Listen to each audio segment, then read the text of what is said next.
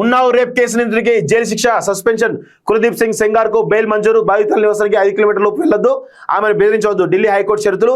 నాపై అత్యాచారం చేశారు, నా తండ్రిని హత్య చేశారు, ఇదేం న్యాయం?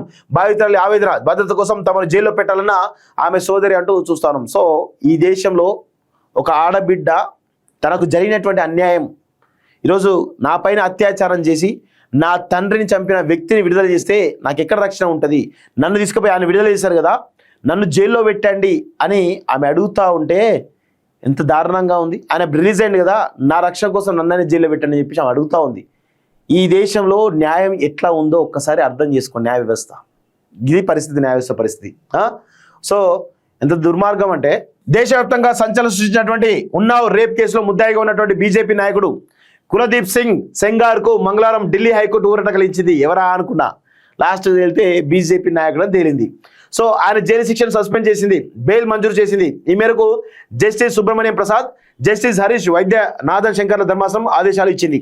2017లో ఉత్తరప్రదేశ్లో ఉన్నావ్లో ఓ మైనర్ బాలికను కిడ్నాప్ చేసి అత్యాచారం చేసిన ఘటనలో బాధితురాలి తండ్రి పోలీస్ కస్టడీలో మరణించడంతో సెంగార్పై మరో కేసు పెట్టారు. బాధితులను బెదిరిస్తున్నట్టు ఆరోపణలు రావడంతో సుప్రీంకోర్టు 2019లో ఈ కేసు విచారణను ఉన్నావ్ నుంచి ఢిల్లీ కోర్టుకు బదిలీ చేసింది. అత్యాచారం కేసులో సెంగార్కు యావజ్జీవ కారాగార శిక్ష విధిస్తూ 2019లో ఢిల్లీలోని ట్రయల్ కోర్టు తీర్పు ఇచ్చింది. దానిని హైకోర్టు ప్రస్తుతం సస్పెండ్ చేసింది. బాధితురాలి తండ్రి మరణానికి సంబంధించిన కేసులో 10 ఏళ్ల జైలు శిక్ష పడింది. ఈ కేసులో కూడా బెయిల్ ఇవ్వాలని సెంగార్ హైకోర్టులో దరఖాస్తు చేశారు. దానిపై నిర్ణయం వెలువడకపోవడంతో ఆయన ఇప్పుడిప్పుడే జైలు నుంచి విడుదలయ్యే సూచనలు కనిపించడం లేదు. బెయిల్ ఇస్తూ సెంగార్ హైకోర్టులో దరఖాస్తు చేశారు. దానిపై నిర్ణయం వెలువడకపోవడంతో ఆయన ఇప్పుడిప్పుడే జైలు నుంచి విడుదలయ్యే సూచనలు కనిపించడం లేదు. బెయిల్ ఇస్తూ సెంగార్కు ధర్మాసనం కఠినమైనటువంటి షరతులు విధించింది. 15 లక్షలకు వ్యక్తిగత పూచీకత్తు చెల్లించాలని, మరో 3 అంతే మొత్తంలో షూరిటీలు ఇవ్వాలని తెలిపింది. ఆ 3 ఢిల్లీ వాసులే అయి ఉండాలని పేర్కొంది. బెయిల్ ఇచ్చినప్పటికీ ఢిల్లీలోనే ఉండాలని సూచించింది. బాధితురాలి ఇంటికి 5 కిలోమీటర్ల దూరంలోనే ఉండాలని, అంతకు మించి దగ్గరకు వెళ్ళకూడదని పేర్కొంది. ట్రయల్ కోర్టు విధించినటువంటి శిక్షను సవాల్ చేస్తూ ఆయన చేసిన అప్పీల్పై నిర్ణయం వెలువడే వరకు బెయిల్ అమల్లో ఉంటుందని తెలిపింది. ఈ తీర్పుపై బాధితులు స్పందిస్తూ నా తండ్రి హత్య చేశారు అని ఆమె చాలా స్పష్టంగా చెప్తుంది కదా, నాపై అత్యాచారం చేశారు, కొన్ని ఏళ్ల పాటు జైల్లో ఉంచిన తర్వాత నిందితుని విడుదల చేస్తున్నారు, ఇదేమి న్యాయం అని ఆమె వాపోయారు.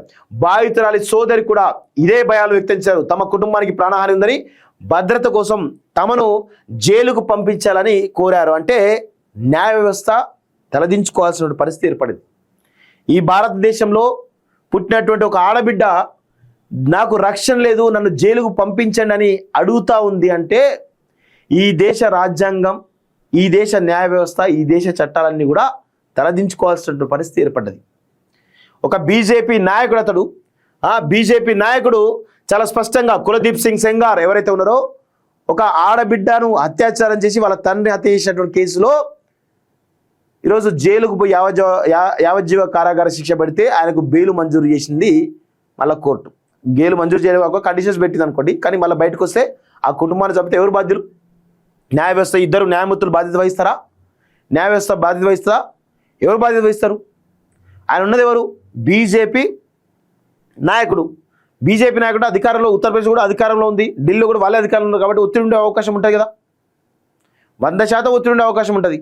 సో ఇట్లా బీజేపీ ఏం చేస్తుంది అంటే ఇలాంటి అత్యాచార బాధితులను, దొంగలను, లంగలు, లఫంగలను కూడా వాళ్ళను కూడా కాపాడుతున్నది అనేది చాలా స్పష్టంగా అర్థమవుతుంది. సో ఇప్పటికైనా మరి బీజేపీ యొక్క పరిస్థితి ఏంటనేది చూసుకోవాల్సిన అవసరం అయితే ఉంది.